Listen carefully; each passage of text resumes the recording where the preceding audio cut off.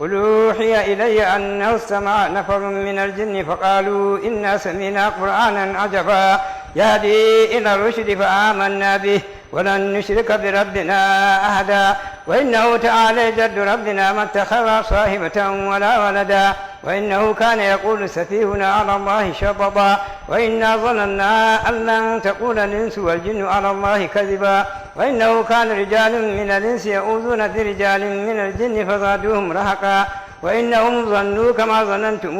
أن لن يبعث الله أحدا وإنا لمسنا السماء فوجدناها ملئت حرسا شديدا وشهبا وإنا كنا نقعد منها مقاعد للسمع ومن يستمع الآن يجد له شهابا رصدا وإنا ظننا أن لن نعجز الله في الأرض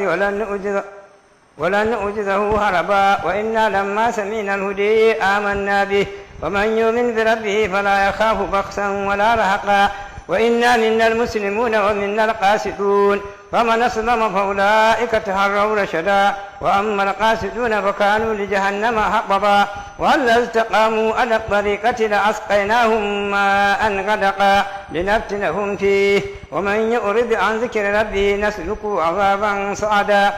وأن المساجد لله فلا تدعوا مع الله أحدا وإنه لما قام عبد الله يدعوه كادوا يكونون عليه لبدا قال إنما أدعو ربي ولا أشرك به أحدا